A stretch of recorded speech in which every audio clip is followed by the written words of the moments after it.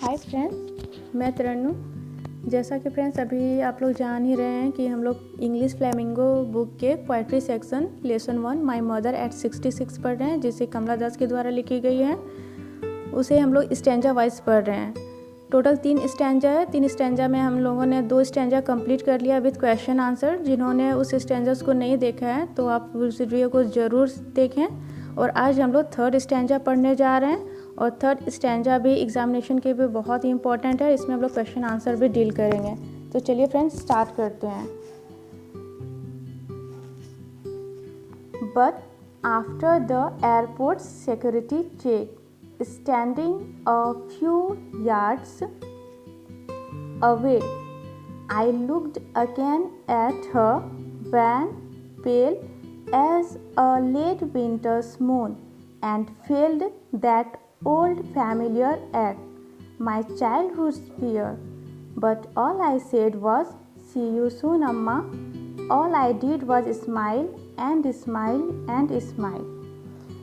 यहाँ पे हम लोग देखते हैं कि फर्स्ट स्टैंजा में कमला दास ने अपनी मम्मी के फेस का डिस्क्रिप्शन किया है जब वो उनके साथ एयरपोर्ट जाती है और वो देख के उसको कितना पेन फील होता है। इसीलिए वो अपने थॉट्स को वहाँ से बाहर निकालने के लिए, अपने अटेंशन को दूर करने के लिए आउटसाइड देखने लगती है। फिर वहाँ पे वो देखती है कि लाइफ तो फुल ऑफ एक्टिविटी है, लेकिन टाइम कैसे स्पेंड होता जा रहा है, बढ़ता जा रहा है, उसकी मम्मी कैसे ओल्ड एज की होती जा रही है। और फिर अगेन यहाँ पे बताया जा रहा है कि जैसे उसकी मम्मी एयरपोर्ट पहुँचती है तो वहाँ पे उसे एक सिक्योरिटी चेक से गुजरना पड़ता है और वहीं पे वो कुछ यार्ड की दूरी पर जाती है और वहीं पर खड़ी होकर अपनी ओल्ड मदर को दोबारा देखती है।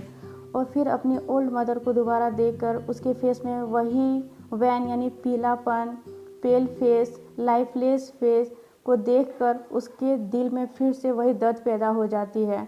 और यहाँ पर उन्होंने अपने मदर फेस का कंपेयर एक लेट विंटर्स मून से किया है। जिस तरह हम लोग जानते हैं कि एक लेट विंटर मून जो होता है वो अपनी शाइन को, अपनी चमक को, अपनी रेडियंस को नहीं शो कर पाता है। क्यों? धुंध की वजह से आप बोल सकते हैं या बादल की वजह से, जिस भी रीज़न से वो नहीं दिखा पाता है। तो सेम कमला दास भी अपनी मम्मी के फेस का कंपेयर उस लेट विंटर मून से ही किया है और बोल रही है कि मेरी मम्मी का फेस में भी आज वो जो स्ट्रेंथ है, जो चमक है, शाइन है, रेडियंस है, वो कहीं खो चुका है ओल्ड एज के कारण। तो यहाँ पे कमला दास ये भी कह रही है कि ये सब चीज़ें देखने के बाद उसके दिल में वो पुरानी जानी जो पहचानी फैमिलियर दर्द है वो फिर से वो पैदा हो जाती है। ये है उसका चाइल्डहुड फियर, बचपन का डर फिर से उसको जकड़ लेता है। लेकिन वह अपने आप को नॉर्मल शो करना चाहती है और अपने आप को संभाल लेती है।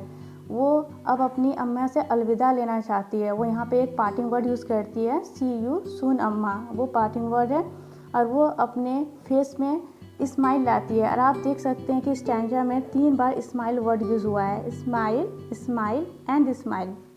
तो फ्रेंड्स यहाँ पे जो स्माइल वर्ड है तो यहाँ पे भी कंट्रास्ट है। फर्स्ट स्माइल में कमला दास सोच रही है, उसको जो मुस्कुराहट ला रही है उसमें वो बनावटी हुई मुस्कुराहट, क्योंकि वो ये स्माइल को ये जाहिर करना चाहती है। वो अपने अंदर ही अंदर सोच रही है कि उसकी मम्मी आज ओल्ड एज में आ गई, लेकिन उस जिस तरह से अपनी मम्मी को उसे प्यार देना चाहिए था, जिस तरह से उसका साथ रहना चाहिए था, वो उसे वो समय नहीं दे पाई है। इसलिए स्माइल के थ्रू अपने आप में हाइड कर रही है। सेकंड जो स्माइल है, इस स्माइल से वो ये कहना चाहती है कि आज जो वो अपनी मम्मी से दूर जा रही है तो इससे उसको बहुत ही बैड फीलिंग आ रही है। इसके वजह से उसके फेस में आंसू ना आ जाए, इसलिए उसको वो छिपाना चाहती है ताकि मेरी मम्मी देखे ये और वो भी दुखी ना हो जाए। तो अपने इमोशन को वो हाइड करने के लिए सेकंड स्माइल यूज़ करती है।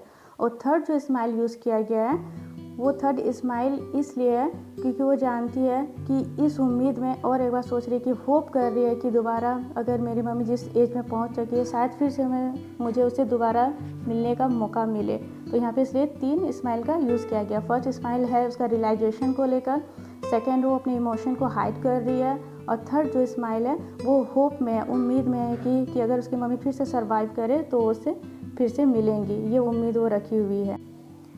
इस स्टैंजा के इम्पॉर्टेंट क्वेश्चन है, फर्स्ट इम्पॉर्टेंट क्वेश्चन है name the poem and the poet. Answer है the name of the poem is my mother at 66 and the name of the poet is Kamala Das. Second question, What did the mother look like? Answer. The mother looked like late winter's moon. यानी mummy शरद ऋतु का जो चांद होता है उसके समान दिखती है। थर्ड क्वेश्चन है, What is the poet's childhood fear? यानी पोएट का जो बचपन का डर है वो क्या है? आंसर है, The poet's childhood fear are the fear of aging and ultimate death or separation. यानी पोएट के बचपन का डर है उम्र का बढ़ना और अलगाव, सेपरेशन, मृत्यु। अगला क्वेश्चन है, What does the poetess feel her old familiar ache and what is her childhood fear? यहाँ क्वेश्चन है कि पोएटेस का जो जाना पहचाना सा दर्द है वो कौन सा है, और फिर वो चाइल्डहुड फियर के बारे में बोलती है, तो चाइल्डहुड फियर जो है वो डर है वो कौन सा है? तो आंसर है, When the poetess Kamala Das sees the wan, pale, like corpse face of her mother, her old familiar ache returns. Perhaps she feels this fear since her childhood.